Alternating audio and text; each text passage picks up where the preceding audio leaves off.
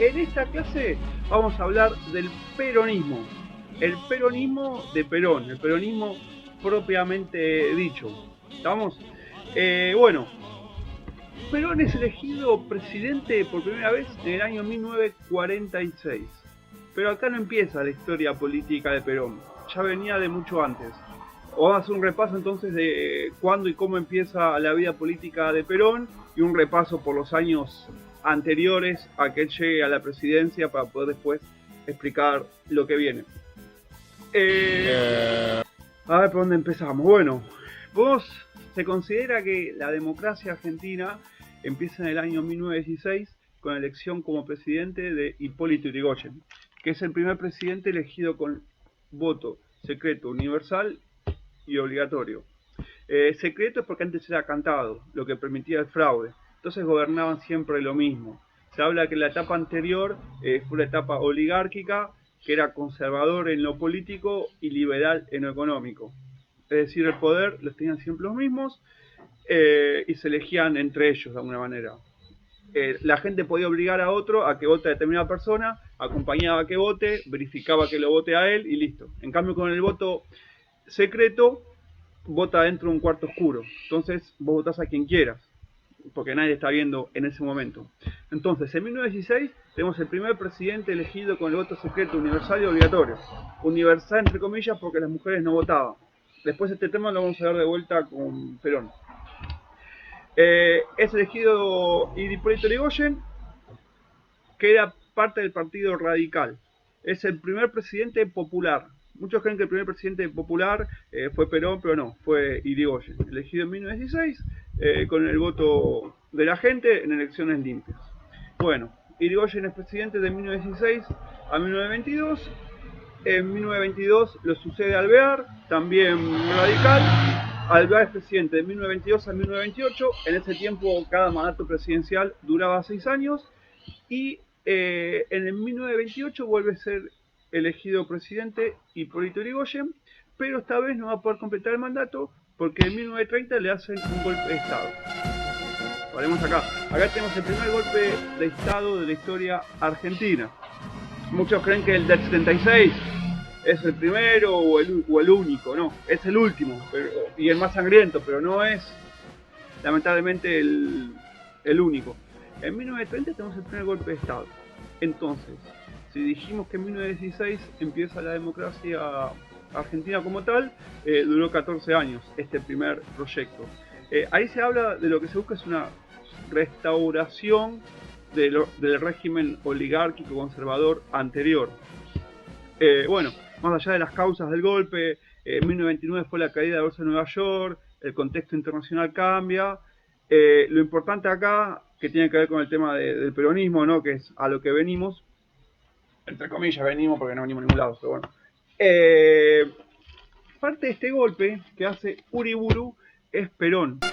Si bien Perón no es una figura principal, sí lo integró a este golpe de Estado. Esto es lo negativo de Perón. Ya vamos a ver que Perón tiene muchas cosas buenas, un montón de cosas buenas, y también tiene muchas cosas malas. Por eso es tan polémico y por eso es que tiene tantos odiadores y adoradores. El odiador, por lo general, solamente ve lo malo, y el adorador solamente ve lo bueno. Y después están los intermedios, que a los intermedios los peronistas los llaman tibios, qué sé yo. Bueno, y los antiperonistas capaz que también. Pero bueno, así es la vida. Esas son las posturas que hay. En contra, a favor y en el medio. 3 en realidad, ¿no? Y bueno, y puede ser en el medio un poquito a favor, en el medio un poquito en contra. Pero por lo general no hay mucho medio acá.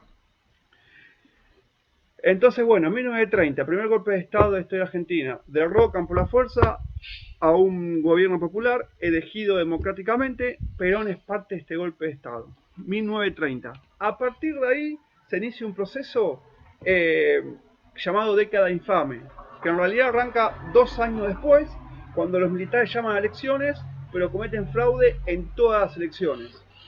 Ellos lo llamaban fraude patriótico. O sea, hacemos fraude por la patria. O sea, hago trampa para que hagan el que quiero yo, porque el que quiero yo va a favorecer a la patria. Es como que Macri o Cristina hagan trampa en las elecciones y digan que es por la patria. Ah, no, sí hago fraude, pero es patriótico. Medio raro. Entonces, 1916 a 1930 tenemos gobiernos radicales, Alvear e Irigoyen, elegidos democráticamente, hasta el año 1930 hace un golpe de Estado. Este golpe de Estado lo hace Uriburu, Perón es parte de este golpe de Estado, Uriburu va a estar 2 años hasta 1932, después es elegido Agustín Justo y arranca la década infame que va a durar 10 años.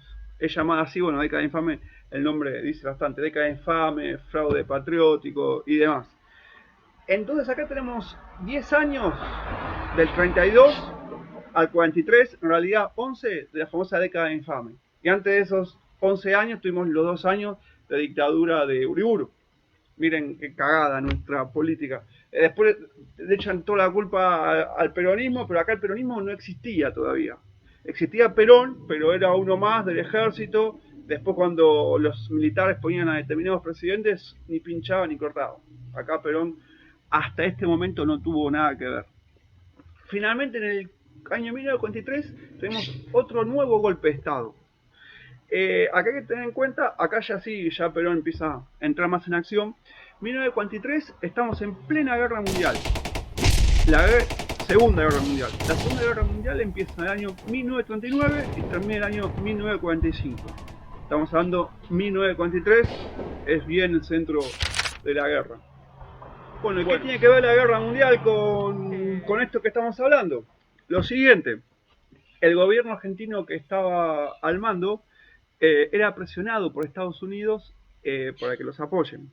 Recordemos que de un lado, en la Segunda Guerra Mundial, se enfrentan los aliados, que era Estados Unidos y Unión Soviética, principalmente, y de otro lado el eje, que estaba Alemania, con Hitler a la cabeza, con el partido nazismo, Italia con el fascismo, con Mussolini, y Japón. Entonces Inglaterra presionaba al gobierno para que le declare la guerra a Alemania y a Italia. Recordemos que Argentina se mantenía neutral en la guerra hasta este momento. Y los militares no querían que Argentina le declare la guerra al otro bando, querían que se mantenga neutral. ¿Esto por qué? Bueno, porque tenían simpatías por el fascismo y por el nazismo. Acá estoy diciendo otra cosa mala de Perón. Está bueno que arranco diciendo lo malo porque después cuando venga lo bueno voy a quedar como que soy re peronista y no necesariamente. Trato de decir lo bueno y lo malo. ¿Y por qué los militares de acá simpatizaban con el fascismo y el nazismo? Bueno, porque se habían ido a instruir allá. Su carrera, parte de la carrera era hecha allá. El mismo Perón estuvo en España de Franco, en Italia de Mussolini, capacitándose. De Mussolini se dice que también tomó muchas cuestiones políticas, después ya las vamos a ver. Bueno, los militares tenían cierta simpatía por el lado fascista, nazista. Su nivel de guerra era el mejor del mundo, entonces los admiraban por eso también. Después, por suerte, perdieron, pero en fin.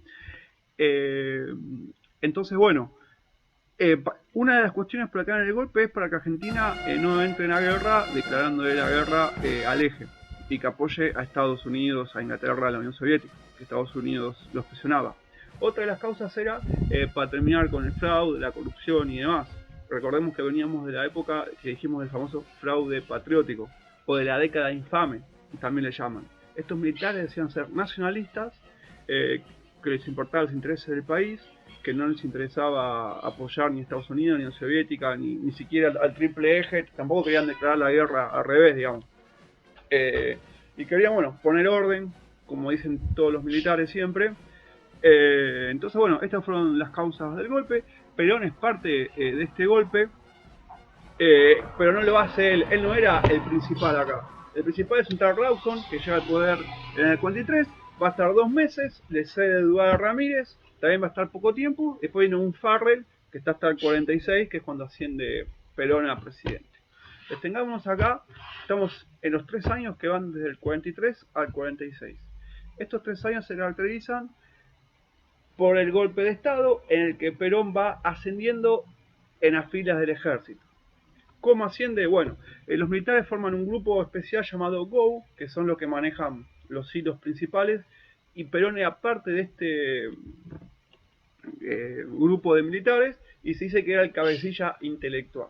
Acá Perón va a ir ascendiendo, se hace director del ministro de Guerra, director del ministro de Trabajo, que lo convierte en secretaría,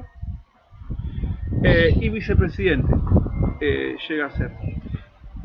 Bueno, Perón era militar, él nunca lo negó, siempre lo dijo, siempre estuvo orgulloso de serlo, esto es algo que no se puede negar. En principio no es ni bueno ni malo, depende de la concepción de cada uno. Hay militares buenos que peleaban en Malvinas, hay militares malos que torturaron gente. Depende de la subjetividad de cada uno, ¿sí?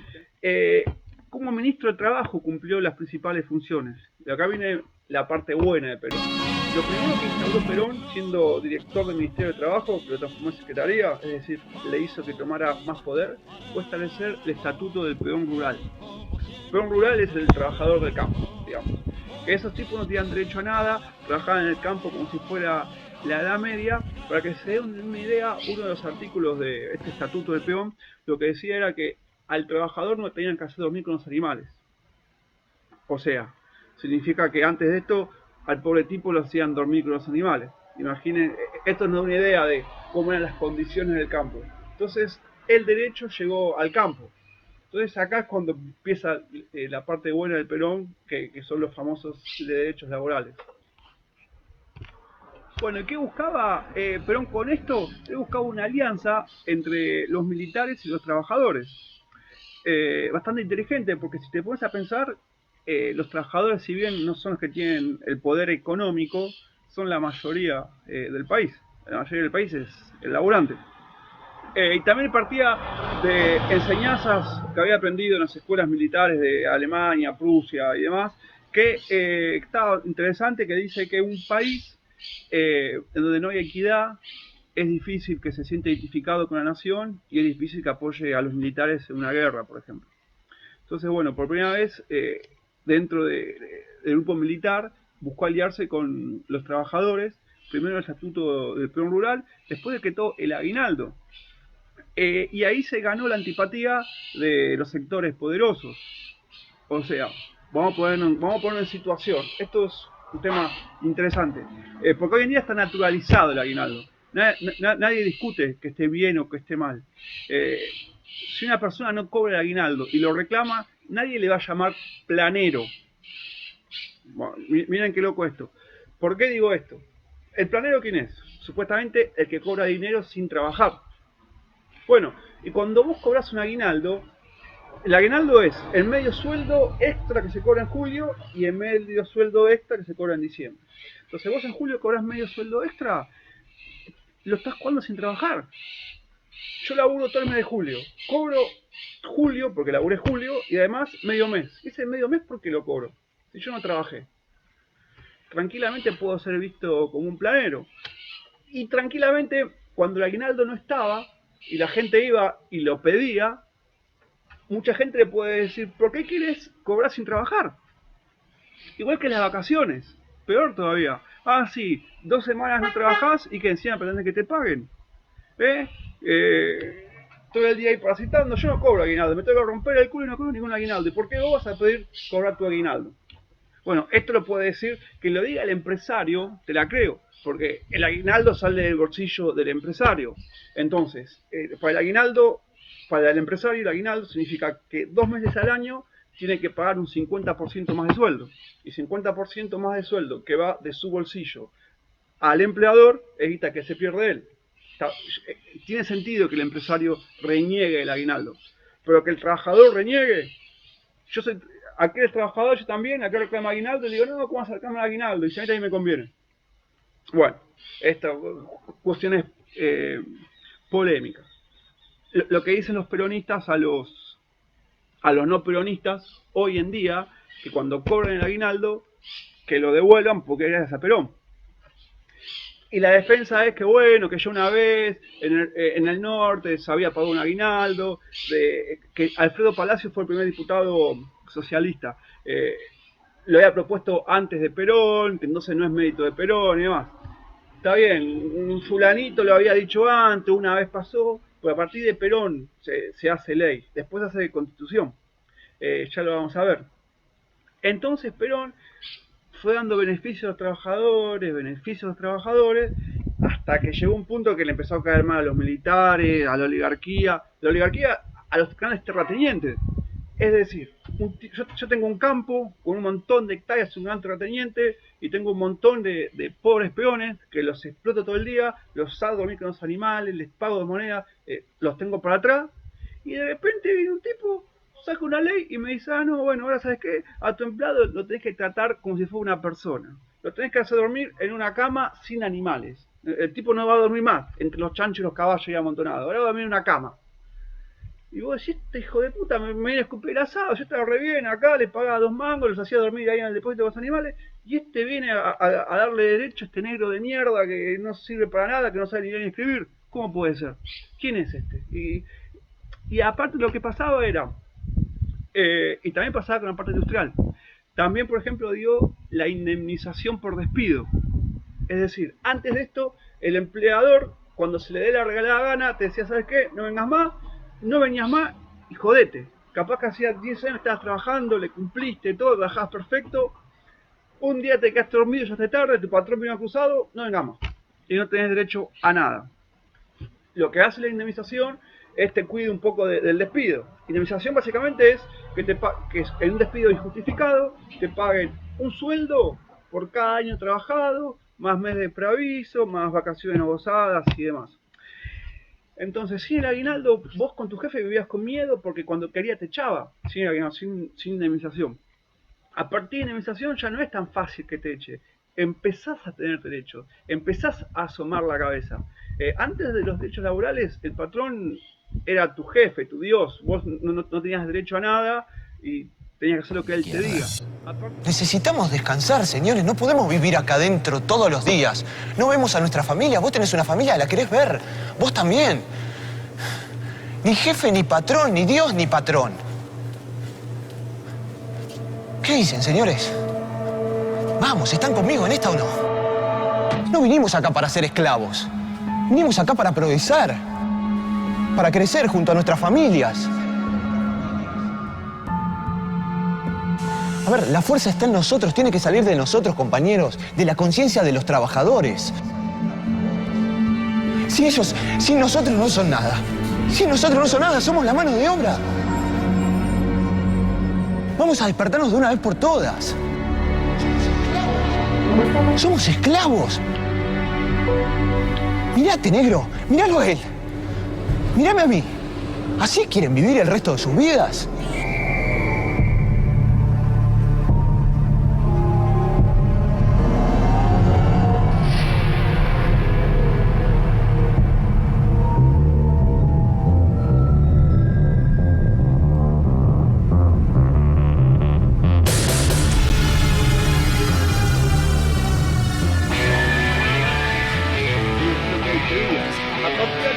Perón le da derecho, entonces ¿qué pasa? Estos negritos se empiezan a envalentonar, este negrito que trabaja para mí me responde, este me pide aumento, le tengo que pagar vacaciones, le tengo que pagar aguinaldo, yo me rompí el culo trabajando para tener esta empresa, para sacar el país adelante, y ahora este tipo que no estudió, que no hizo nada, que trabaja para mí, quiere que le pague un buen sueldo, quiere que le pague aguinaldo, quiere que le pague vacaciones. ¿Cómo es esto?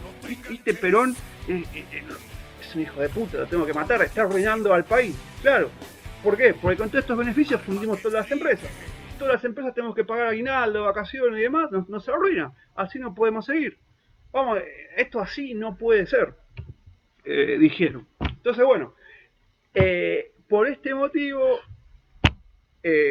los sectores poderosos presionan a los militares para que a este Perón le metan preso. Y bueno, dicho hecho, mandaron preso a la isla Martín García. La isla Martín García es una isla del Delta que queda lo último de todo, casi llegando a Uruguay.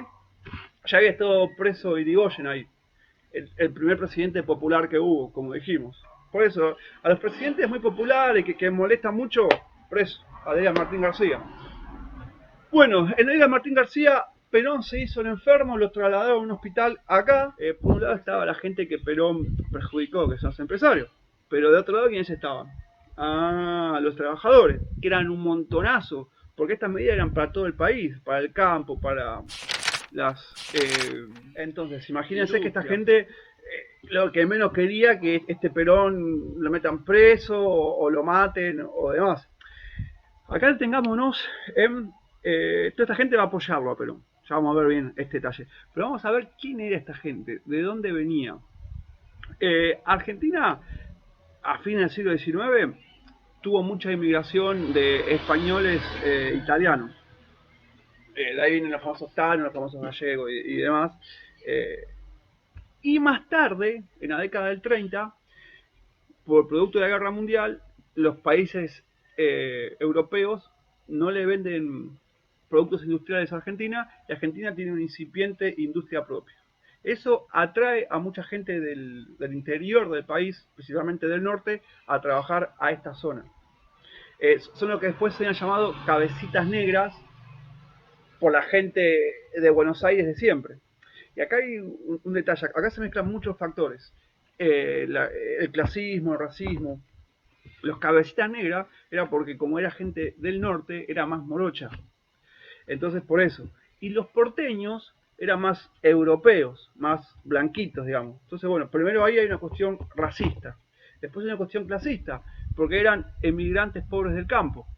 Y los de acá eran porteños con una mejor posición, o que fingían tenerla. En un primer medida esa gente vino acá y se instala donde puede. Y la gente porteña los miran con desdén. Acá tenemos... esto se relaciona con lo que Sarmiento llamó civilización y barbarie. Ya desde Sarmiento se relacionaba la civilización con la ciudad, o sea, Buenos Aires, la barbarie con el campo. Una ciudad culta y blanca, un campo bruto y negrito. Acá también viene el tema, alpargatas sí, libros no. Muchos antiperonistas dicen que Perón, con esta frase, buscaba la ignorancia en la gente.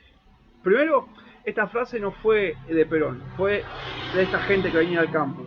Y a lo que se refiere es a lo siguiente. Los únicos que tenían derecho a la educación secundaria y universitaria, porque era paga, eran las élites, digamos, o la gente de bien, o la gente decente. Y esta gente, como era más culta, como estudiaba, era más europea, más blanca y porteña, miraba con desdén al campesino bruto, ignorante, que lo único que sabía era ordeñar una vaca, no como yo, que leo grandes autores. Entonces, los libros eran algo negado por esta gente, y lo identificaba con esas clases que lo discriminaban. Entonces, es una manera de decirle... está bien, yo no soy un intelectual, no tengo acceso a la educación que tenés vos, pero soy un laburante del campo, con alpargatas. Se refiere a esto. Que bueno, que después de esta situación, cuando Perón llega al poder, se va a revertir porque una de las cosas que hizo Perón fue establecer la universidad gratuita. Esto ocurrió el 22 de noviembre de 1949, cuando el general Perón firma el decreto 29.337, que establece la gratuidad de los estudios universitarios, suprimiendo los aranceles. Deseo anunciar que desde hoy quedan suprimidos los actuales aranceles universitarios, en forma que tal enseñanza sea absolutamente gratuita y al alcance de todos los jóvenes argentinos que anhelen instruirse para bien del país.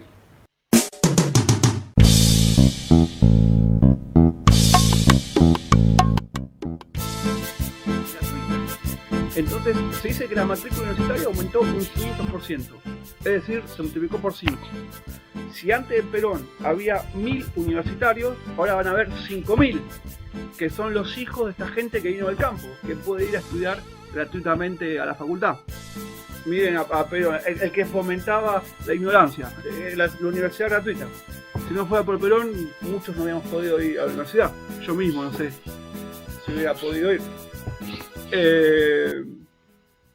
Aquí va con todo esto.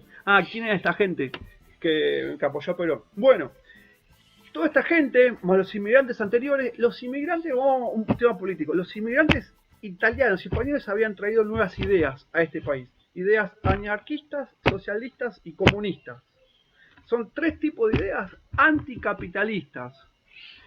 Que bueno, a las élites locales no les gustaron. Las élites locales y los militares y demás quieren mantener orden, quieren que haya un tipo que trabaje para otro a cambio de un sueldo y que no se queje, que no rompa las bolas, que no haga huelga, que no haga nada. El anarquista, por ejemplo, no quiere que haya Estado. El comunista quiere que sea todo común, es decir, que no haya propiedad privada. Y el socialista, bueno, quiere que haya más repartija del dinero y que no haya explotadores y explotados. Imagínense cómo caen estas ideas a los que tienen el poder, a los que ganan guita a costa de trabajo ajeno, al que no paga aguinaldo, al que no paga vacaciones.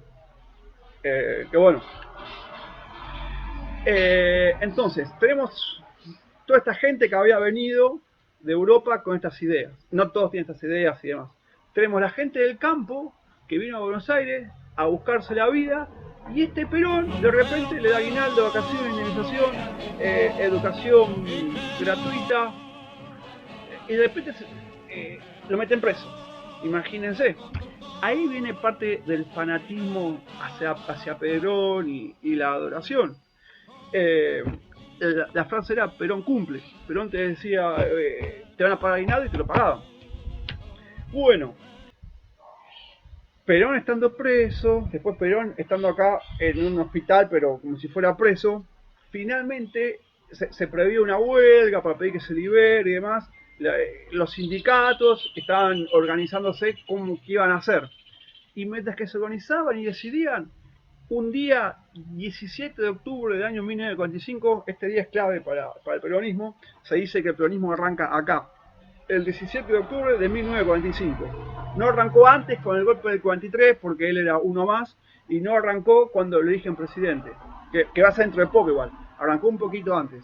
Acá masivamente, espontáneamente, más allá de que está organizado para más tarde, toda la gente trabajadora fue masivamente a Plaza de Mayo a pedir que lo liberen. Venían de Capital, del sur, del norte. Los que vienen del sur, Avellaneda, Quilmes y demás, tienen que cruzar el Riachuelo. Se dice que cortaron el cruce del Riachuelo para que la gente no vaya a pedir que vuelva, y hubo gente que lo cruzó a nado, lo cruzó en bote. Y fue a las 6-7, toda la gente salía de laburar y fueron todos para allá, caminando de todos lados fueron todos, y un poco dispuestos a todo. De las primeras horas de la mañana llegan al centro grupos diversos y tienen todos un solo rumbo, la Plaza de Mayo. Hora a hora va haciéndose más densa la multitud, que deja advertir sus propósitos de no abandonar el terreno hasta que sus pedidos sean escuchados. Los manifestantes van agrupándose frente a la Casa Rosada y repiten a voz coreada sus aspiraciones. Al promediar el día, se encaminan al Hospital Militar, frente al cual permanecen reclamando la presencia del coronel Perón. El entonces ministro de Guerra, general Eduardo Ábalos, se asoma a los balcones de la Casa de Gobierno. Pretende en vano dirigir la palabra a la multitud, que insiste en sus estribillos. En tanto, dentro del Palacio del Gobierno, la política cambia nuevamente sus rumbos. Yo me paré y le dije: bueno, mi general, palabra de honor, nos dimos la mano. Y bueno, le digo: ¿me voy? Entonces dijo: déjese de embromar, venga, estos locos nos van a quemar la Casa de Gobierno, salga al balcón y háblele para que se vaya.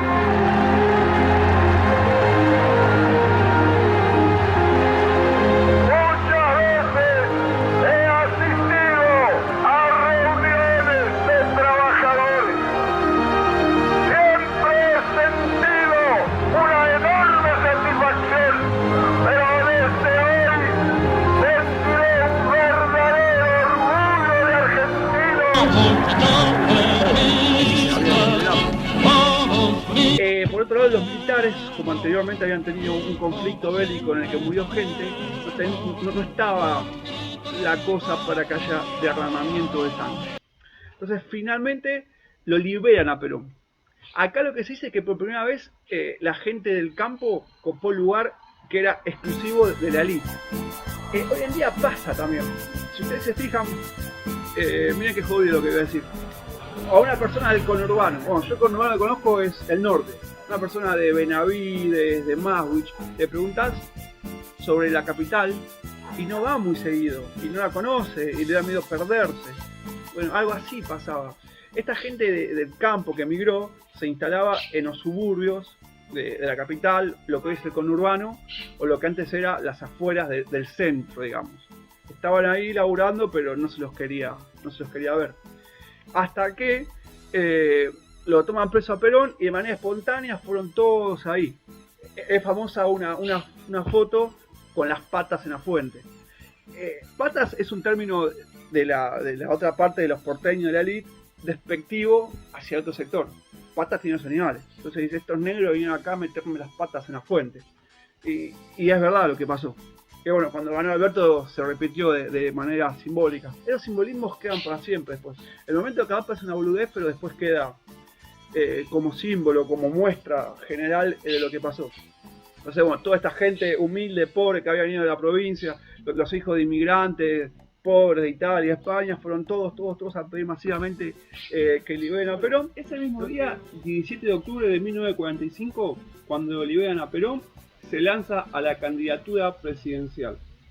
Día siguiente se casa con Evita Perón, que recordemos que la había conocido el año anterior, el año 1944, y es elegido presidente. Bueno, entonces acá vamos a ver cómo es el proceso para estas elecciones. Por un lado, Perón lo apoyó la Iglesia. Recordamos que Perón venía del ejército.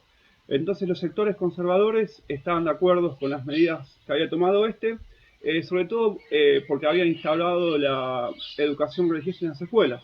Entonces Perón, como venía de estos mismos militares, pensaban que iba a seguir con eso, entonces lo apoyaron. Y además, otro factor, en esta época la Iglesia había empezado a tomar un rol social, o sea, es decir, fijarse por las necesidades de los pobres. Esto en parte también para que estos sectores no se vayan con el comunismo. Recordemos que estamos en plena Guerra Fría, donde la Unión Soviética comunista y Estados Unidos capitalistas se disputaban el mundo. Ambos querían ejercer su influencia e imponer su sistema económico. El capitalismo tenía cosas malas, o sea, la pobreza estaba en aumento, y el comunismo lo que prometía era una mayor igualdad. Entonces, bueno, la gente pobre se podía volcar por ese lado. Y en este contexto es que la Iglesia empieza a fijarse en ellos. También desde la política económica, que después lo vamos a ver, aparece un tal Keynes y habla de un Estado benefactor, de un Estado intervencionista, y aparece un Estado de bienestar a nivel mundial, que es un poco después lo que va a aplicar Perón en Argentina. Por eso Perón no es que inventó determinadas cosas, sino que las implementó. En fin, a Perón le apoya la Iglesia, gran parte del ejército, gran parte del sector trabajador, sobre todo lo que tiene que ver con el sindicalismo. Recordemos los beneficios que le habían dado, y una parte chiquita del radicalismo.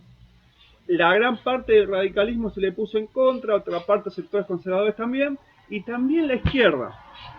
La izquierda, recordemos que acaba de terminar la Segunda Guerra Mundial. La izquierda, los comunistas socialistas, obedecen en parte a lo que dice la Unión Soviética. Y recordemos que en la Segunda Guerra Mundial la Unión Soviética era aliada de Estados Unidos y estaba en contra del eje nazista, fascista. Y los militares, inclusive Perón, simpatizaban por ese lado. De hecho, quería mantener la neutralidad para que Argentina no ceda a las presiones de Estados Unidos y le declare la guerra. Entonces, la izquierda, que son los que apoyan a los trabajadores, se le pone en contra a Perón. Y además la izquierda no entendía bien qué onda este Perón, porque si bien por un lado le dio beneficios a la clase trabajadora, el tipo no dejaba de ser un militar.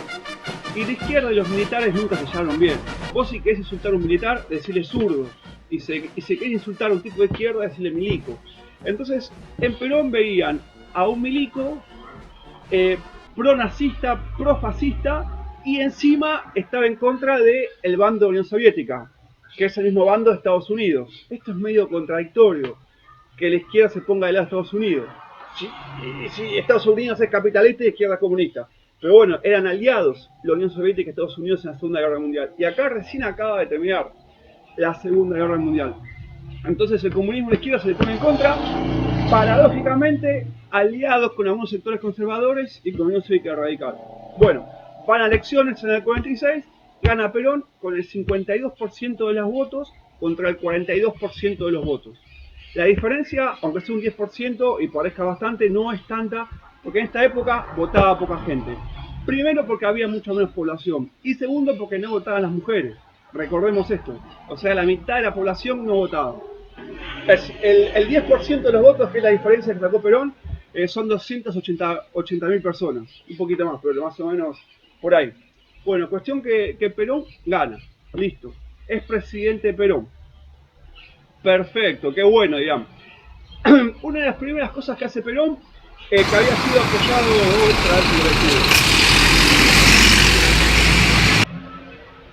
entonces Perón llega al poder y Perón lo que tiene es un tipo al cual el poder le gusta bastante. Lo primero que hace es disolver el Partido Laborista, que era el nombre del Partido de los Trabajadores, el cual lo había apoyado. Recordemos que acá Perón no tenía un partido político propio. Pongámonos en el momento, ahora sí, el peronismo es el peronismo, pero en esta época el peronismo como tal se supone que el 17 de octubre del 45 acaba de arrancar. Acá estamos en el 46, está empezando, no tenía un partido propio. El partido propio que lo apoyó es el Partido Laborista. Laborista porque en Inglaterra había un partido llamado Laborista que era socialdemócrata, o sea que girando para la izquierda. Laborista, bueno, viene de laburo, que laburo es trabajar en italiano.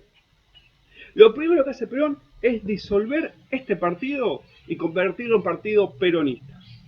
Entonces acá se empiezan a notar ciertos rasgos autoritarios de Perón. Es decir, el partido que lo había apoyado le dijo, no, mira, vos no, este partido se disuelve, ahora se va a llamar Partido Peronista, y cambió a algunos líderes sindicales. Y al laborista que no estuvo de acuerdo en que ese partido sea peronista y mande Perón, los echaron, perdieron el trabajo y demás. Acá el sindicalismo empieza a tomar potencia. Hasta acá los sindicatos casi no existían. Es decir, antes no había sindicatos. Después, el mismo trabajador era parte de un sindicato. Trabajaba en la fábrica y además ocupaba el sindicato, era el delegado. Después el tipo directamente ya dejó de trabajar en la fábrica y se volvió sindicalista puro. Y muchos años después, como el día de hoy, tenemos sindicalistas que nunca ejercieron en el sindicato al cual representan. La paradoja es eso, muchos sindicalistas representan un sindicato en el cual nunca trabajaron. En esta época es que se empieza a gestar esa movida. Y aparece lo que después se llamó la burocracia sindical, que son tipos que están siempre en el sindicato y desde ahí muchas veces son funcionales al gobierno. El sindicato se supone que está para defender a los trabajadores, para defenderlos del patrón, ante el patrón mismo o ante el Estado. Con Perón, los sindicatos empiezan a ser parte del gobierno, de un gobierno liderado por Perón. Perón construye mandatos verticales donde él está arriba de todo. Y lo que busca, a partir de ser presidente, separar a los sectores sociales en corporaciones. Una corporación es la de los trabajadores. Estos trabajadores acá, que formen su sindicato, él decía que haya un sindicato por rama, uno solo, y que sea leal a él. O sea, no podían haber sindicalistas opositores. Guarda con esto. Y también Perón prohibió la huelga. A Perón no le podías hacer huelgas. Él te daba beneficios laborales, te daba aguinaldo, te daba vacaciones, te daba indemnización, te daba jubilación, pero no te quejes. Y no armes nada extra. Él quería tener el dominio de todo. ¿Está?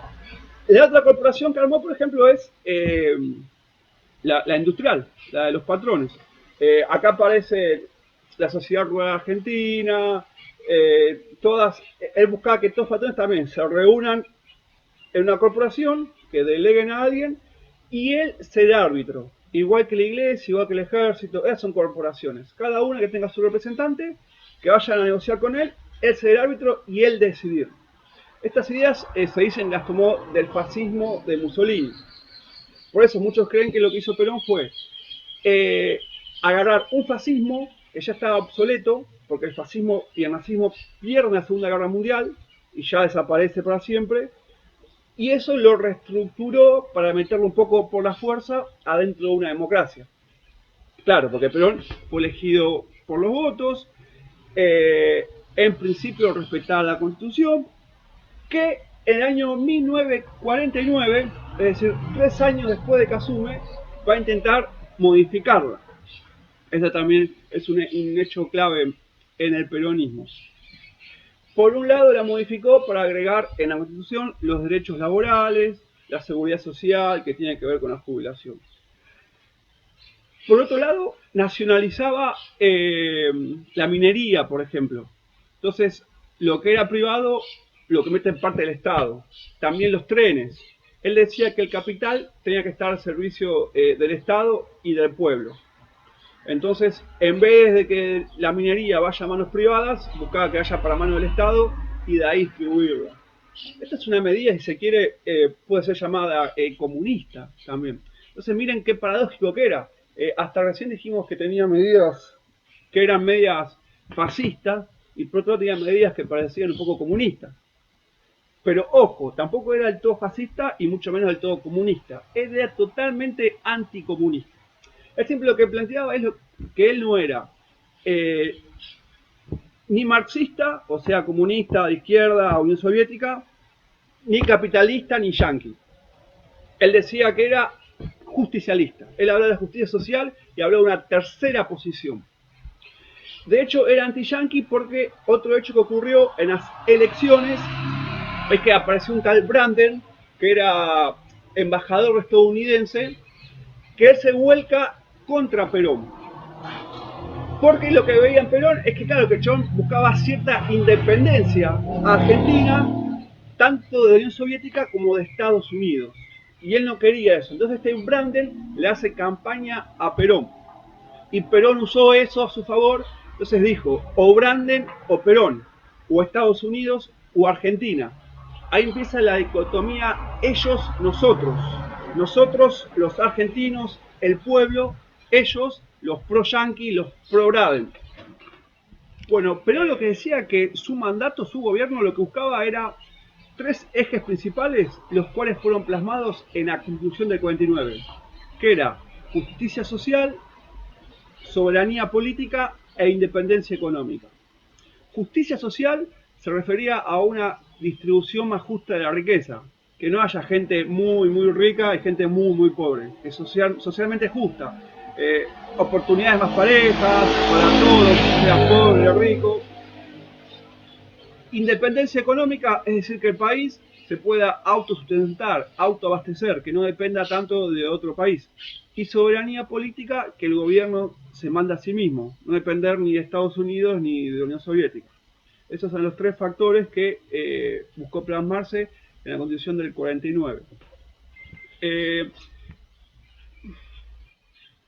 Bueno, la Constitución del 49 por un lado buscó estas modificaciones, pero por otro lado lo que buscaba era permitir la reelección.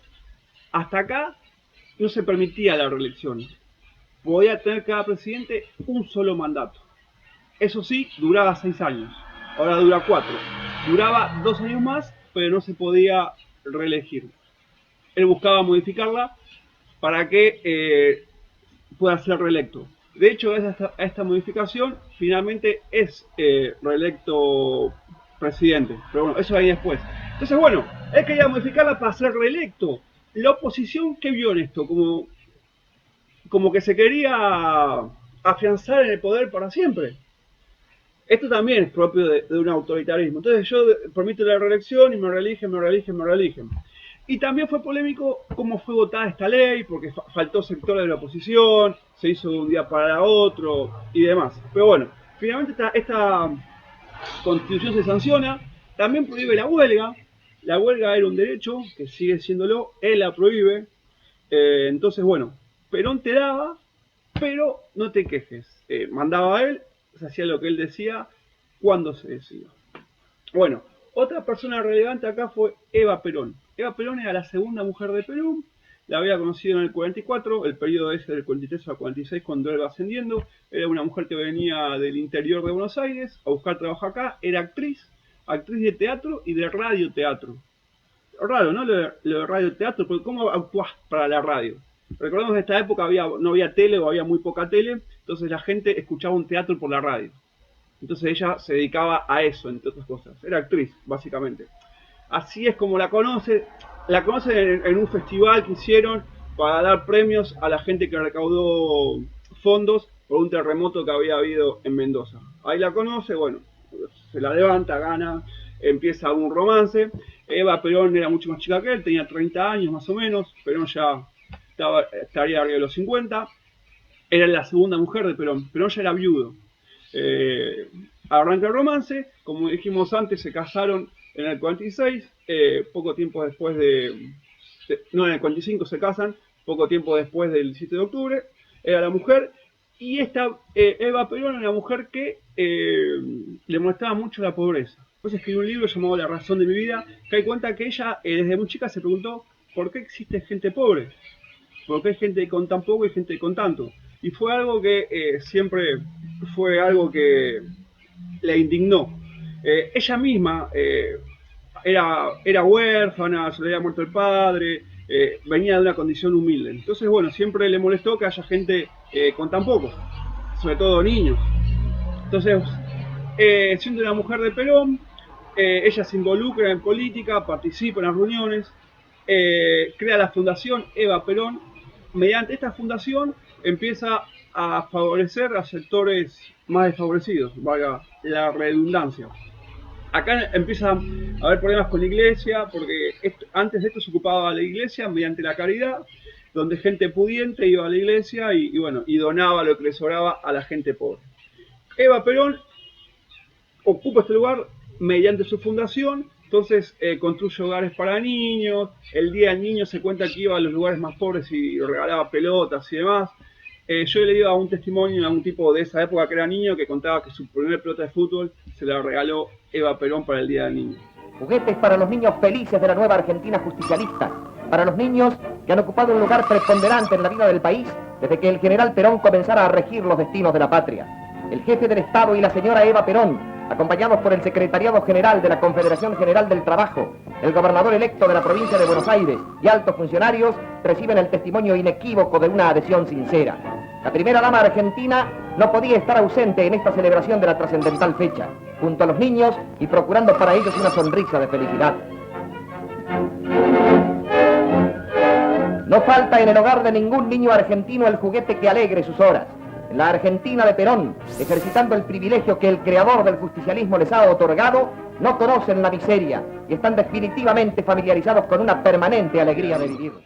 También, por ejemplo, las mujeres le escribían cartas, no sé, pidiéndole una máquina de coser para trabajar, pero Eva Perón se la donaba.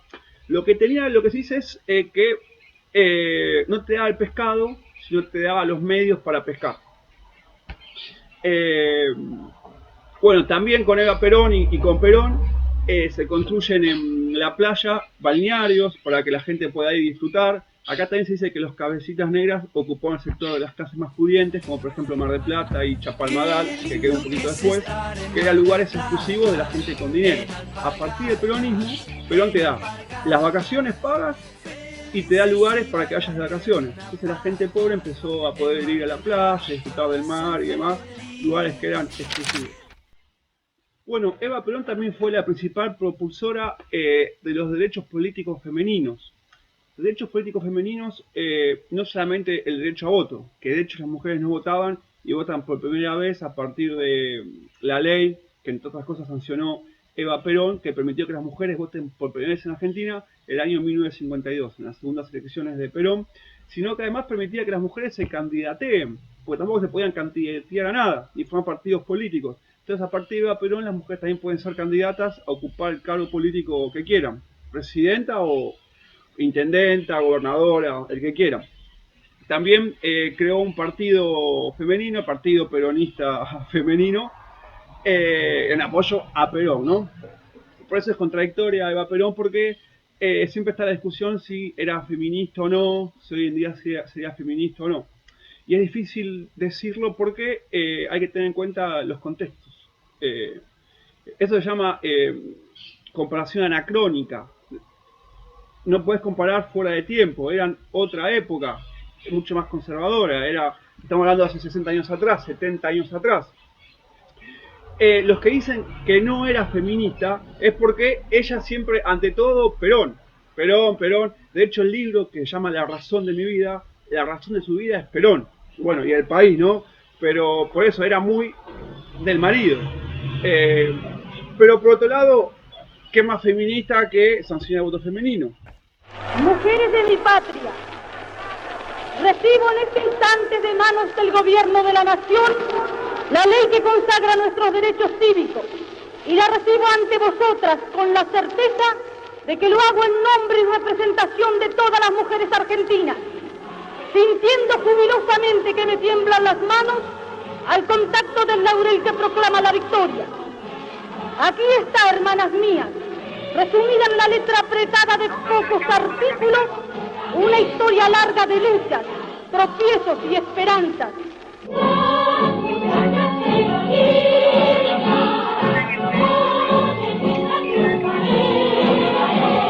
Pero por otro lado, ¿qué más feminista que sancionar el voto femenino? Que ya había minúsculos grupos de mujeres feministas que lo proclamaban. No es que se le ocurrió a ella de la nada y lo sacó. De hecho, en el mundo también estaba pasando. El mundo también pasa lo mismo. Recién en esta época, los demás países del mundo empiezan por otras mujeres. No es que nosotros nos quedamos en el tiempo y en todos lugares votaban y acá no. Era algo mundial. Nosotros no estábamos ni a la vanguardia ni estábamos retrasados. Más o menos en la misma época que el resto del mundo lo permitió, se permitió en Argentina. Eva Perón mediante. Quizás sin Eva y Perón y demás hubiera tardado más. No lo sabemos. Pero lo que sí sabemos es que, bueno, que votan por primera vez con Eva Perón en el año 1946. También lo que se dice que esto pudo haber sido para que lo apoyen a Perón. ¿Por qué? Porque esta Eva Perón hacía mucho también por las mujeres. Las mujeres veían que peleaba por la causa femenina. Entonces Eva Perón era una ganadora de votos. Tanto desde el punto de vista que desde el punto de vista de la sociedad de beneficencia y todas las cosas que hacía. Era muy venerada Eva Perón, la querían muchos. Además tenía un carisma particular en la forma de hablar, en la forma de expresarse. Era una figura muy atrayente. La gente le creía, bueno, y en lo concreto es que hacía cosas. Si era por algo político, es discutible. Lo que pasa es que siempre... también lo que se dice del mismo Perón, autores autoperonistas, que vendieron su voto por un plato de guiso. Alto guiso. Suena a choriplanero, ¿no? Bueno, siempre esto. Se dice que la historia es cíclica, es decir, que se repite por ciclos con algunas variantes porque cambia el contexto. Antes era un plato de guiso, un choripán y demás. ¿Qué quiere decir con esto? Que votaron a Perón porque les mataba el hambre. Le da un plato de guiso. Alto guiso. Entonces, con 15 pesos me hago alto guiso. Hay que ver en qué basás tu voto. Si vos sos un tipo que está pasando hambre, viene un presidente y hace que no pases más hambre, ¿lo vas a votar o no? ¿Está mal votarlo por eso o está bien? Qué sé yo, es discutible, hay que estar en el lugar. Lo ideal sería que nadie pase hambre y que votemos todos con el estómago lleno. Entonces ahí vamos a poder discernir más. Pero si hay gente que pasa hambre y viene un tipo y le mata el hambre y lo vota, el que lo votó es un ignorante, es un vendedor de voto por un guiso por votarlo por eso, y el que le ganó el voto es un demagogo por matarle el hambre al tipo para que lo vote. Qué sé yo, es discutible, es lo que había y es lo que hay. En definitiva, Eva Perón, parte principal del movimiento peronista, muy querida por todos. El peronismo también esto lo presentaba, le hacía propaganda tanto a Eva Perón como a Perón. Perón hacía mucho que se llama culto a la imagen, que es propio de los regímenes totalitarios, el tema del culto a la imagen, ya sea por izquierda o por derecha. Culto a la imagen es que pongan tu cara en todos lados. Un poco otros países lo hacen con los próceres. Vieron que en los colegios está San Martín, calle San Martín, Sarmiento y demás. Pero bueno, los próceres porque hay gente que murió, gente del pasado. Los regímenes totalitarios lo que hacen es como el nazismo, el fascismo y también Stalin, que es por izquierda, o Mao en China, que también es comunista, sea por derecha o por izquierda, ponen un rostro del tipo por todos lados. En los colegios ponen un cuadro de Perón, en las calles cuadro de Perón, cuadro de Evita. También hubo un adoctrinamiento peronista. Perón, como dijimos antes, fomentó mucho la educación universitaria, que fue gratuita, también construyó muchas escuelas primarias, muchas escuelas secundarias, editaron muchos libros, hicieron mucho por la educación, perfecto. Pero al mismo tiempo, los libros que daban para que los chicos aprendan a leer y a escribir, era con caras de Perón y Evita, y que decían, Evita me ama, Evita me mima, Perón el primer trabajador, y los niños aprendían a leer con eso. las primeras palabras que leían y escribían era Evita me ama, Evita me viva, viva Perón. Eso es adoctrinamiento, típico de los regímenes totalitarios. Entonces, bueno, es esa la contradicción. Te da educación, pero te adoctrina. Entonces, ¿vos qué preferís? ¿Que te den educación y que te adoctrinen? ¿O que no te den educación y no te adoctrinen? ¿Qué sé yo? Lo ideal, claramente sería que te den educación y no te adoctrinen. Pero bueno, hay veces que todo no se puede. Qué bueno, que a vos te pueden adoctrinar, Evita me ama, Evita me mima, y después odiar a Perón y a Evita, qué sé yo. Pero bueno, en fin. El adoctrinamiento igual está siempre. Ya desde jardín, cuando haces el acto del 25 de mayo y demás, te adoctrinan en el amor a la patria. Está bien, está mal, qué sé yo, es lo que hay. El himno, de chiquito, escuchás el himno, lo respetás. Está bien, está mal, es lo que hay.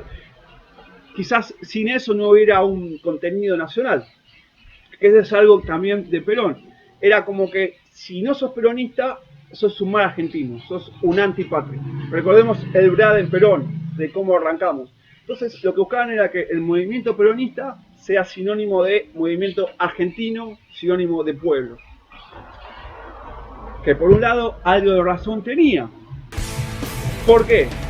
Porque si el peronismo favorece a la clase trabajadora, es la mayoría, entonces bueno, el pueblo somos nosotros, los trabajadores somos la mayoría. El otro 10% o 15% rico, terrateniente, oligárquico, qué sé yo, es la minoría. Que bueno, que los ricos también son parte del país y demás, y no todos los ricos son malos, ni todos los pobres son buenos. Bueno, otra característica de Perón que tenía, al igual que Evita, mucho carisma personal al hablar con el pueblo. Aparte era muy hábil con esto. Tenía muy buena oratoria y decía lo que el pueblo quería escuchar de la manera que lo quería escuchar. El mismo pueblo decía, este nos habla como nosotros. Es decir, por ejemplo, él usaba muchas frases de Martín Fierro. El Martín Fierro, recordemos que era un libro gauchesco, que la gente del interior se identificaba mucho con el Martín Fierro. Inclusive, aunque no sepan leer ni escribir, se lo sabían de memoria. Como tiene el ritmo y demás, era más fácil de memorizar. Entonces Perón constantemente repetía frases de Martín Fierro. Que al mismo tiempo Martín Fierro tiene mucho que ver con la argentinidad. También se dice que repetía muchas cosas del tango, mucha evocación a la madre, al igual que lo hace el tango.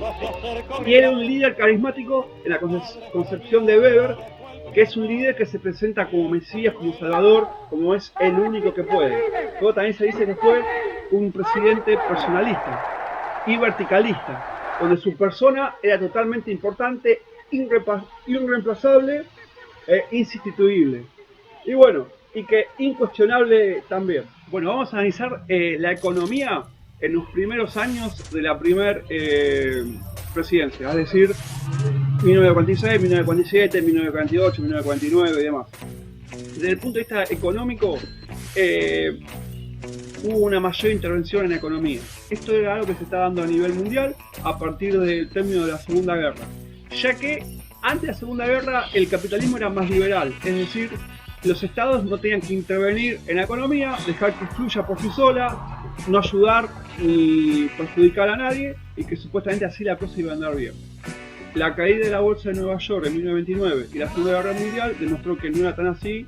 Entonces, a partir de la Segunda Guerra Mundial empiezan a cambiar las cosas. Aparte, tomó poder el comunismo. Entonces, si al capitalismo le iba muy mal y seguía generando mucha desigualdad, corría el riesgo del comunismo. Entonces el capitalismo se empieza a reformar, el Estado empieza a intervenir y tratar de redistribuir mejor la riqueza. ¿Cómo la distribuís la riqueza? Por ejemplo, con el salario mínimo. Obligás al empresario que no le pague menos que determinada cantidad. Un Estado liberal no interviene en eso. ¿Por qué? Porque sostiene que no tiene que obligar al empresario a pagarle un sueldo mínimo. Es decir, si yo a un tipo le quiero que trabaje para mí 12 horas por día, los 7 días de la semana, por 5.000 pesos, y el tipo acepta, el Estado no tiene por qué meterse, porque yo al tipo no le estoy obligando. Yo le ofrecí el trabajo y él lo aceptó. Se llama libre voluntad de las partes. En cambio, un Estado interventor en la economía va y le dice al empresario, no, mira, menos de 20.000 pesos no le podés pagar porque lo estás explotando. El tipo con eso no vive. Entonces eso va en contra de la libertad del empresario. no lo deja que le pague una miseria. Bueno, esas son dos posturas, la liberal y la proteccionista. Un Estado que interviene, un Estado que no. Estamos hablando de liberal en lo económico. Lo liberal en lo político es otra cosa. Lo liberal en lo económico básicamente es eso. También lo liberal en lo económico es que cuando un país quiere vender adentro del país, que pueda vender libremente, que el Estado no se meta. ¿Qué pasa con esto? Yo si fabrico camisas y tengo un costo de 200 pesos, yo para ganar plata la tengo que vender a más de 200. Por ejemplo, la fabrico por 200 y la vendo a 250, gano 50 pesos. Ahora, ¿qué pasa? Viene una industria china, con mano de obra esclava china, con una infraestructura mayor que yo, y puede vender la camisa a 150 pesos. Entonces, esa industria china entra en el país, vende a 150 pesos y ahí me arruina. Porque yo no puedo competir porque si vendo a 150 pesos, estoy perdiendo plata, porque yo tengo un costo de 200 pesos. Un Estado proteccionista de la industria nacional lo que hace es, a ese chino que quiere vender a 150 pesos, le cobra un impuesto de 100 pesos por camisa, entonces los chinos tienen los 150 pesos más los 100 que le cobra el Estado de impuestos. Entonces de esa manera protege la industria nacional. Suena todo muy lindo así, entonces uno dice, ¿por qué no son así todos los estados? Por lo siguiente, porque al consumidor lo favorece que venga el chino y venda la camisa a 150 pesos. ¿Qué le importa si yo me fundo? Yo fabricante de camisas. Me va a decir, bueno, mejorá tu tecnología, adaptate a los tiempos que corren. Entonces, el consumidor quiere comprar más barato y no le importa si se arruina la industria local. Pero ¿qué pasa? Si vos arruinás todas las industrias locales, después ¿quién da trabajo? Y si después nadie da trabajo, ¿cómo compras? Bueno, el Estado peronista se caracteriza por no ser liberal en lo económico, en lo político muchas veces tampoco, pero bueno, e intervenir en la economía. Por ejemplo, funda el IAPI, que es una manera de controlar la economía, que mediante los impuestos que le cobra al agro, es decir, el tipo que quiere vender afuera, el Estado se queda con una parte. Y esa parte que se queda, Perón le invierte en industria. Entonces por eso se desarrolla la industria. El impuesto a la exportación también es otro tema, que hace poco hubo polémica en Argentina por este tema. ¿Qué quiere decir? Yo vendo a China soja por 1.000.000 de pesos y el Estado me cobra 5% de impuestos. Me saca 50.000 pesos. Entonces el que le quiere vender a China le dice, ¿por qué me sacás esa cantidad de plata? ¿Quién sos vos? Si yo puedo exportar libremente. Y el Estado te puede decir, bueno, mira, todas las tierras que vos tenés, en parte es tuya, en parte es del país. Y cobrar impuesto a la exportación favorece que se venda más barato en el interior. ¿Cómo funciona esto? Yo si vendo a Estados Unidos el kilo de carne a 400 pesos. Entonces yo tengo que elegir, lo vendo en Estados Unidos o lo vendo acá. Estados Unidos me paga 400 pesos. Para que me convenga venderlo en Argentina, tengo que venderlo a más de 400 pesos. Bueno, viene el Estado y me dice, sí, vos vendés en Estados Unidos por 400 pesos, yo te cobro 100 pesos de impuestos. Entonces el chabón sabe que si viene a Estados Unidos, a los 400 pesos que le dan los yanquis, le tiene que restar 100 del Estado. Entonces le queda 300.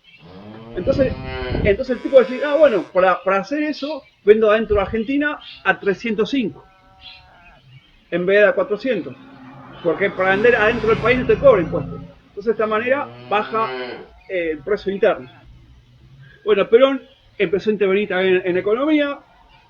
También acá se le puede ver un rasgo autoritario. También se le puede decir, bueno, tiene el poder de ser el Estado y lo hacía para el resto del pueblo.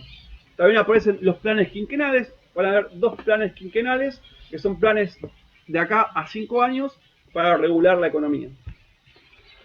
Bueno, con toda esta plata que ganaba Perón, se desarrolló la industria, se desarrolló el campo también, empezó a haber más trabajo, y esto hizo que los trabajadores ganen más plata. También lo que se buscaba era generar un mercado interno, que haya gente comprando adentro del país. Lo que se dice que en la primera presidencia de Perón fue la parte donde el salario de los trabajadores representó el mayor porcentaje del producto interno. Es decir, gran parte de la riqueza generada del país iba al bolsillo de los trabajadores. Se dice que acá los trabajadores alcanzaron el mayor nivel de vida. ¿Por qué? Porque bueno, vacaciones, aguinaldo, lugares para veranear, construcción de viviendas nuevas, aumento de salario, indemnización por despido, jubilación, universidad gratuita. Los hijos de la gente pobre que venía del campo o del exterior empezó a ir a facultad y empezó a aparecer la primera generación de universitarios en las familias humildes que nunca habían podido acceder a eso. Pero bueno, este modelo hacia el fin de la Segunda Guerra, hacia el fin de la primera presidencia, se fue agotando. ¿Por qué? La primera presidencia de Perón, 1946-1952, fue en el contexto de el fin de la Segunda Guerra Mundial. Europa se estaba recuperando y Argentina eso le benefició porque por un lado Europa no nos vendía productos industriales, entonces nos autoindustrializamos y nos compraba muchos productos agropecuarios. Y Perón también los podía vender más caros, entonces sacaba más dinero. Argentina, aunque tuvo una pequeña industrialización, nunca llegó a ser un país industrial propiamente dicho. No es que le exportamos a todo el mundo productos industriales, no. A duras penas nos autoabastecíamos. Quizás exportamos algo a un país limítrofe. Pero siguió dependiendo fuertemente del campo. Es un problema argentino que no nació con Perón. Por eso se dice que el cáncer de Argentina es el peronismo, además no. Para mí el cáncer de Argentina es el modelo agroexportador.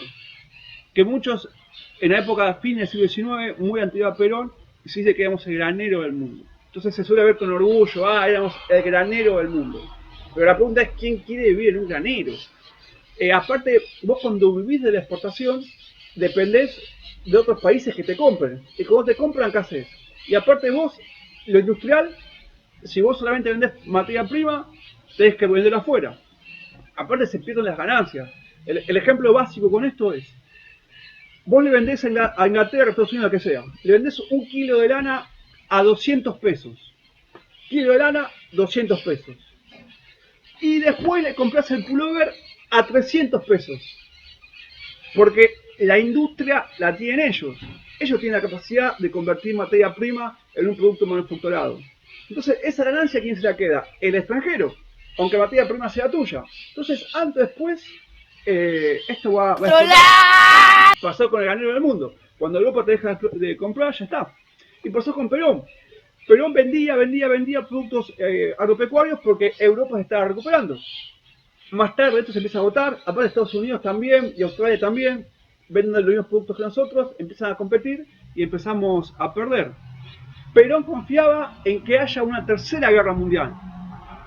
Es un poco patético, ¿no? Que tu economía dependa de una guerra mundial y que parecía que se iba a venir. De hecho, en el año 1950, o sea, 1946 asume Perón, 1950, o sea, 4 años después, durante la primera presidencia de Perón, se produce la guerra de Corea. Corea del Norte, Corea del Sur, el comunismo apoya a Corea del Norte, el capitalismo apoya a Corea del Sur, bueno, sigue habiendo problemas con Corea del Norte y Corea del Sur, pero bueno, es otro tema. Entonces ahí Perón dijo, bueno, listo, ya estaba para el final de su primera presidencia, de los últimos 2 años. Entonces dice, bueno, ahora con Corea se viene otra guerra mundial y empieza a vender de vuelta caro y listo. Y no hubo guerra mundial, Estados Unidos y el peronismo no se llevan bien, entonces acá sacaron las divisas, todo el dinero que entraba de las exportaciones dejó de estar presente, entonces acá las cosas empezaron a cambiar poco a poco. Bueno, finalmente empezamos a llegar al final de la primera presidencia de Perón. La primera presidencia de Perón va a finalizar en el año 1952, pero vayamos un año anterior, al año 1951. Ya las cosas no estaban tan bien como al principio, el contexto mundial había cambiado, Argentina no lo favorecía por lo que vimos antes, pero bueno, sin embargo, el peronismo sigue teniendo a sus apoyos, principalmente en Evita. Evita era una compañera que le daba una inmensa cantidad de votos, era muy querida, había mucha gente que quería más a Evita que a Perón. Entonces, para la segunda presidencia de Perón, propusieron como vicepresidenta a Evita. Pero, ¿qué pasa? Sectores del ejército, sectores conservadores, sectores empresariales, no la querían mucho Evita porque Evita era todavía más radical que Perón, tanto en sus discursos como en su obrar. Perón era un tipo que él mismo decía que la política es como el fútbol, hay que jugar por derecha y por izquierda. Él está bien que apoyara a los trabajadores, pero tampoco se quería pelear nunca con el otro lado. En cambio Evita no tenía límite, no tenía filtros. Pero de lo que hablaba era de una conciliación de clases. Conciliación de clases. ¿Qué entendemos por clases? Bueno, se refiere al término marxista que habla de clase obrera o proletariada y burguesía. La clase obrera o proletariada es la que no tiene medio de producción y no le queda otra que trabajar para otro, que es el burgués, que es el que sí tiene los medios de producción. La izquierda, comunismo, socialismo y demás, habla de una lucha de estas dos clases. En cambio, Perón habla de una conciliación de clases, algo intermedio. En cambio, Evita, si bien es difícil decir que a la izquierda, aunque tiraba para aquel lado, no era muy conciliadora, que digamos, era bastante incendiaria en sus discursos. Y saben que la oligarquía, que los mediocres, que los antipatrias todavía están derrotados, que de sus guaridas asquerosas atentan contra el pueblo y contra la nacionalidad. La doctrina peronista. Un gran sector no la quería. Entonces, este contexto, y además de que Evita Perón estaba enferma, sufría de cáncer de útero, hizo que Evita le diga no a los que pedían que sea vicepresidente. Acá aparece el llamado renunciamiento histórico. Fue un día frente a un balcón de toda la multitud que proclamaba presidenta Evita, le dijo que no iba a poder hacerlo. Fue muy dramático esto. Todo lo que hice, no lo hice nunca para ocupar ninguna posición política de mi país. Es que estando el general Perón en el gobierno, el puesto de vicepresidenta no es más que un honor. Y yo quiero aspiro nada más que al honor del cariño de mi padre.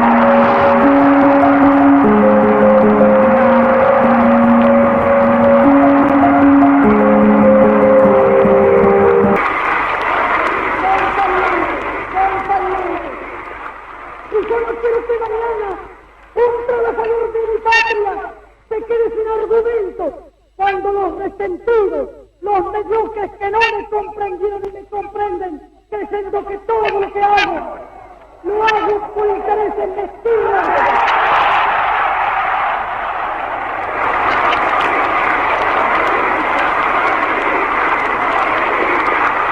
Compañeros, por el cariño que nos une, yo les pido por favor, no me hagan hacer lo que no quiero hacer.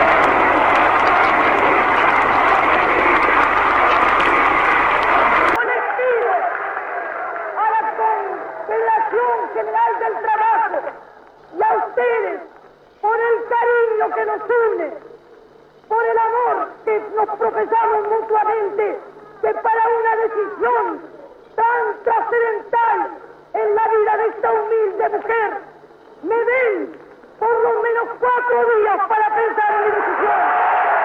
No puede hacerlo, fue muy dramático esto, y después lo reafirmó por la radio que no se iba a poder presentar a las elecciones porque no sentía que sea lo mejor y demás.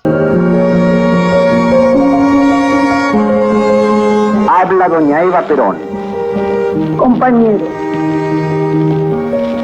quiero comunicar al pueblo argentino mi decisión irrevocable y definitiva de renunciar al honor con que los trabajadores y el pueblo de mi patria quisieron honrarme en el histórico cabildo abierto el 22 de agosto. Declaro que esta determinación surge de lo más íntimo de mi conciencia y por eso es totalmente libre y tiene toda la fuerza de mi voluntad definitiva. Y demás, que fue por dos motivos, uno por esta gente que se oponía y otra porque estaba enferma con cáncer de útero. De hecho hay una foto que está Evita votando a Perón desde la cama de un hospital, totalmente desmejorada, pobre, y el día que Perón asume va con él en el auto y se notaba que estaba mal de salud y finalmente muere. Con 33 años muere Evita, realmente joven, fue algo bastante trágico. Así se inicia el más extraordinario y sentido velatorio que recuerda la historia de la humanidad. Y aquí comienza el impresionante desfile de un pueblo destrozado de dolor y de lágrimas. La muerte de Evita provoca entre los peronistas una desoladora sensación de orfandad y pesadumbre. Bajo la lluvia, se forman colas kilométricas para acercarse a la capilla ardiente, donde se producen constantes escenas de dolor ante el cadáver embalsamado de Evita. Los medios nacionales y de colectividades extranjeras anticiparon la profunda conmoción del sentimiento popular. La gran ciudad se cubrió de crespones. La sede central de la Confederación General del Trabajo también expresó el dolor de 6 millones de trabajadores. Bastante trágico. Entonces, de esta manera arranca la segunda presidencia de Perón. Ya la economía había desmejorado, ya la relación con la iglesia no era tan buena, con el ejército tampoco, y encima de todo se muere Evita. De esta manera arranca la segunda presidencia.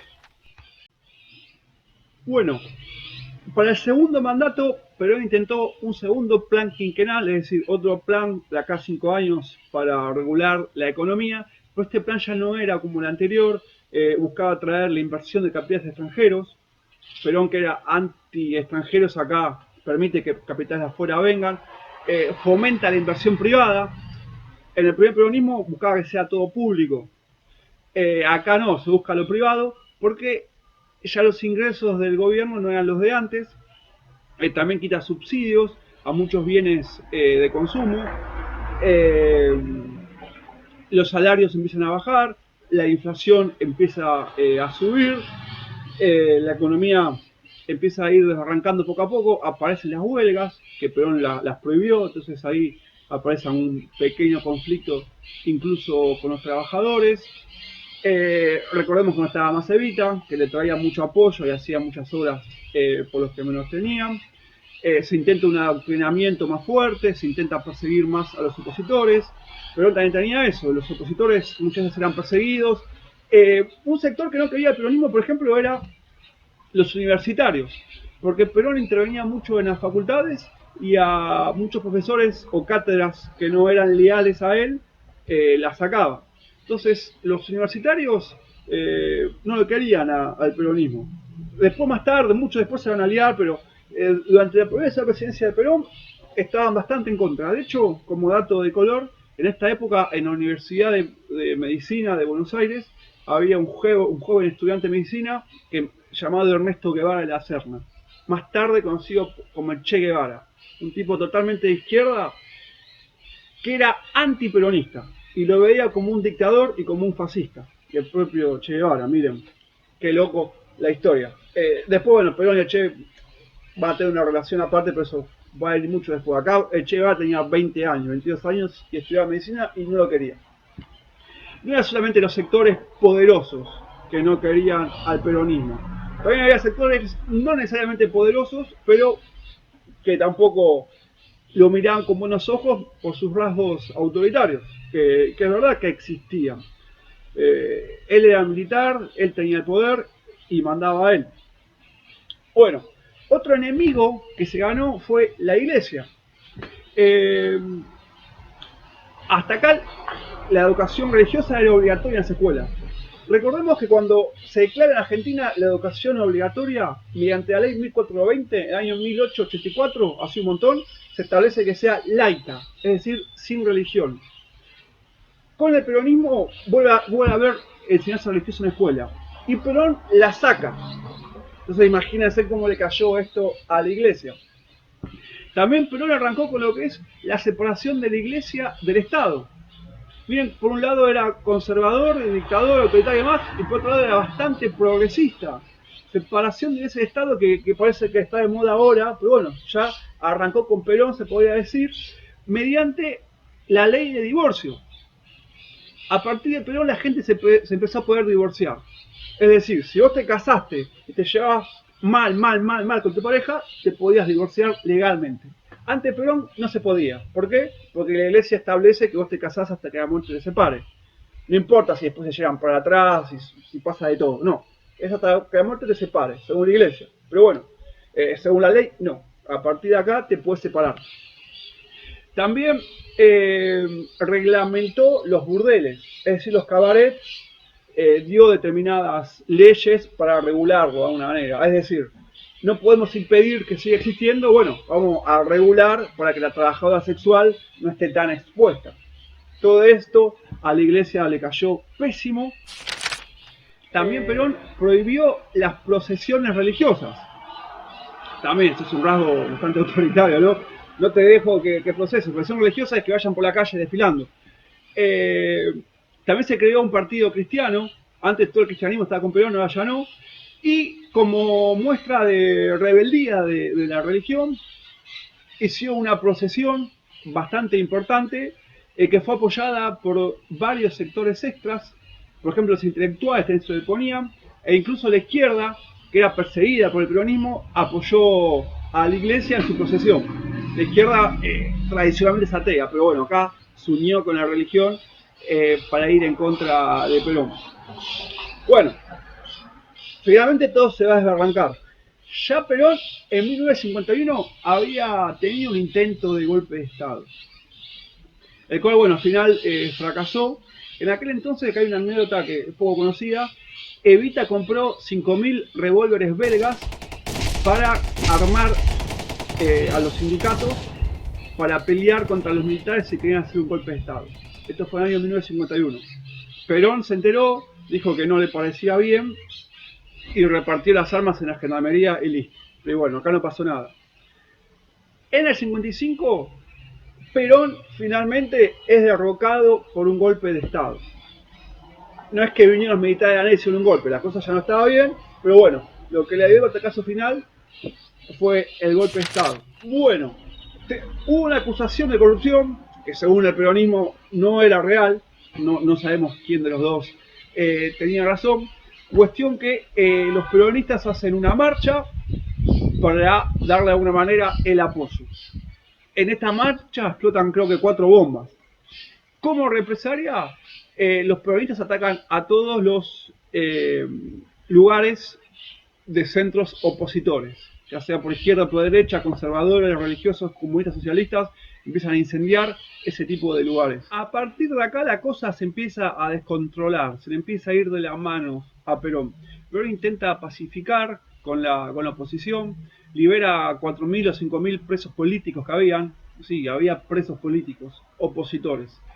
Pero ya era demasiado tarde. A esto le siguió un ataque del ejército a la Plaza de Mayo y a la Casa Rosada con la intención de matarlo. Escenario de una tragedia. Con la cobertura del supuesto espectáculo aéreo, parten de la base aeronaval de Punta Indio 30 aviones de la Marina de Guerra y la Aeronáutica. En su fuselaje llevan la inscripción Cristo vence. En su interior no hay flores, sino toneladas de explosivos. Al mediodía llegan sin inconvenientes al centro de la ciudad. El objetivo es matar al presidente y destruir las conquistas del pueblo. Pasado el mediodía, inesperadamente la silueta de un avión se recorta sobre el cielo.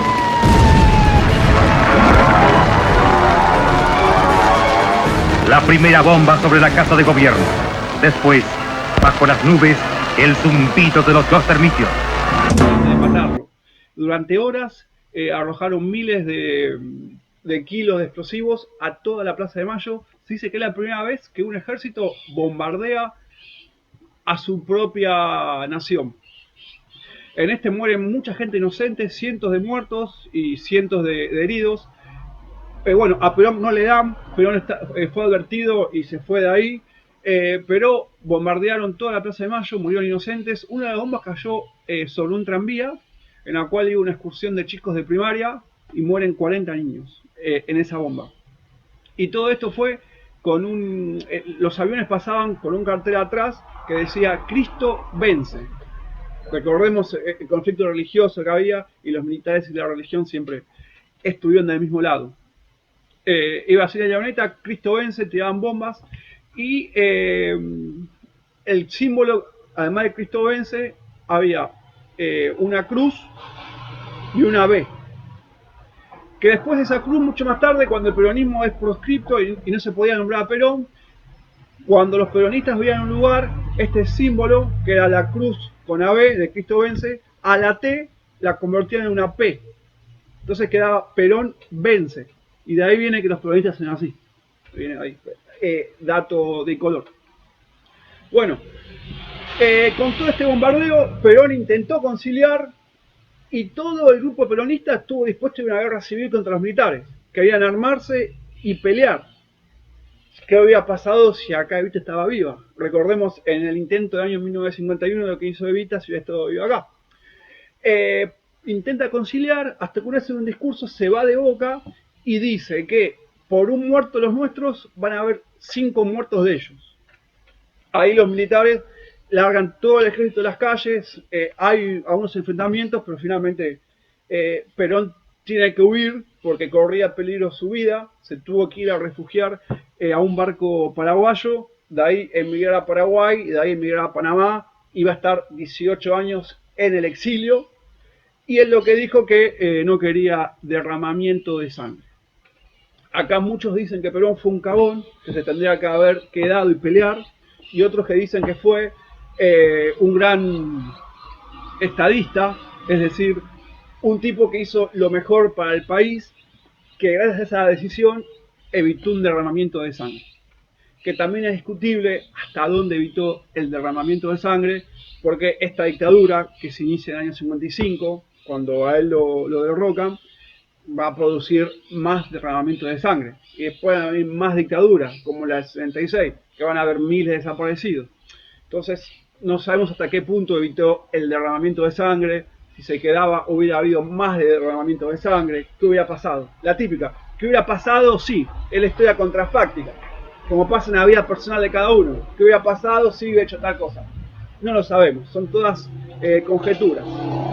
La realidad es que Perón se fue del país, asumió Lonardi, que es el que le hace el golpe de Estado, y en el año 1955 empieza una nueva dictadura. Hagamos un repaso.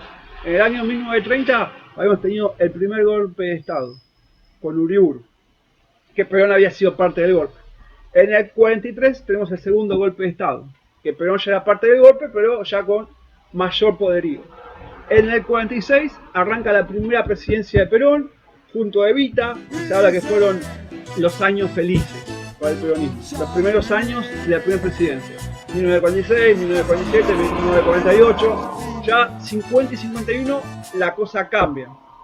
Para el 51 encima Evita muere y en el 52 arranca la segunda presidencia, que mucho no va a durar porque en el 55 le hacen el golpe de Estado. El tercer golpe de Estado de la historia argentina, que se lo hace Lonardi.